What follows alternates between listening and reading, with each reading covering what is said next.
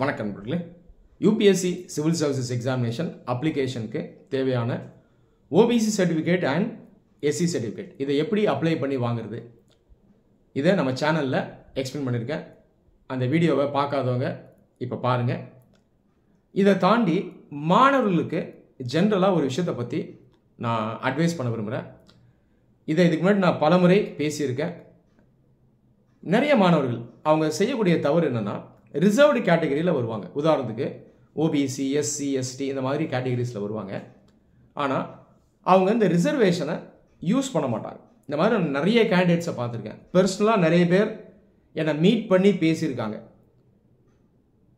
பொதுவாக அவங்களுடைய அண்டர்ஸ்டாண்டிங் எப்படி இருக்குன்னா, நான் ரிசர்வேஷனில் வரேன் சார், ஆனாலும் எனக்கு ரிசர்வேஷன் தேவையில்லை, இதை யூஸ் பண்ணுறதுல எனக்கு உடன்பாடு இல்லை, கில்ட்டியாக ஃபீல் பண்ணுறேன், வெளியே தெரிஞ்சால் என்ன தப்பாக பேசுவாங்க, என்னுடைய உறவினர்கள், நண்பர்கள் இவங்களே நாளைக்கு ரிசர்வேஷன் மூலமாக நீ செலக்ட் ஆகிட்டடா அப்படின்னு சொல்லுவாங்க, இதனால நான் அதை யூஸ் பண்ண விரும்பலை அப்படின்னு நிறைய கேண்டிடேட்ஸ் சொல்லி நான் கேட்டிருக்கேன்.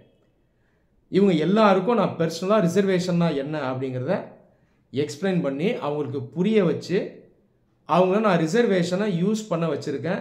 ரிசர்வேஷன் மூலமாக நிறைய பேர் அதுக்கப்புறம் செலக்ட் ஆகியிருக்காங்க. முதல்ல ரிசர்வேஷன் அப்படின்ற கான்செப்டை கரெக்டாக புரிஞ்சுக்குங்க. ரிசர்வேஷன் அப்படின்றது ஏதோ டிஸ்கவுண்ட்டோ ஃப்ரீயோ அல்லது மெர்சியோ கிடையாது. அது ஒரு ரைட், நல்லா தெரிஞ்சுங்க. கான்ஸ்டியூஷன் கொடுக்கக்கூடிய ஒரு ஃபண்டமெண்டல் ரைட்.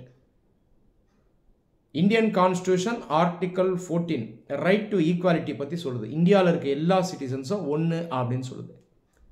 அதே நேரத்தில் ஆர்டிக்கல் 15 கிளாஸ் 4, ஆர்டிக்கல் 16 கிளாஸ் 4 இது ஈக்குவாலிட்டியை ப்ராப்பராக அப்ளை பண்ணுறதுக்கு நாம் ரிசர்வேஷனை யூஸ் பண்ணலாம் அப்படின்னு சொல்லுது. வேலைவாய்ப்பு, கல்வி இதில் பின்தங்கியவர்களுக்கு சம உரிமை கொடுக்கறதுக்கு ரிசர்வேஷன் கொடுக்கலாம் அப்படின்றத கான்ஸ்டியூஷனே அலோவ் பண்ணுது. அப்போ ரிசர்வேஷன் அப்படின்றது nothing but right to equality தான்.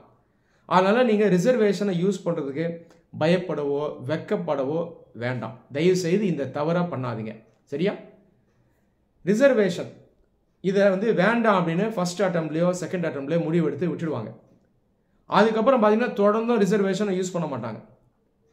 ஒருவேளை நீங்கள் ஃபர்ஸ்ட் அட்டம்ப்ட்லேயோ அல்லது முதல் 2-3 அட்டம்ப்ட்லேயோ ரிசர்வேஷனை யூஸ் பண்ணலன்னு வைங்க, ஆனாலும் ரிசர்வ்டு கேட்டகரியில் வர்றீங்கன்னா அதுக்கு அடுத்தடுத்து வர அட்டம்ப்டில் நீங்கள் அந்த ரிசர்வேஷனை யூஸ் பண்ணலாம், தப்பு இல்லை. நீங்கள் ரிசர்வ் கேட்டகரியில் தான் வரீங்க, சர்டிஃபிகேட் வச்சுருக்கீங்க அப்படின்னா தாராளமாக நீங்கள் ரிசர்வேஷனை யூஸ் பண்ணலாம், ரைட்டா?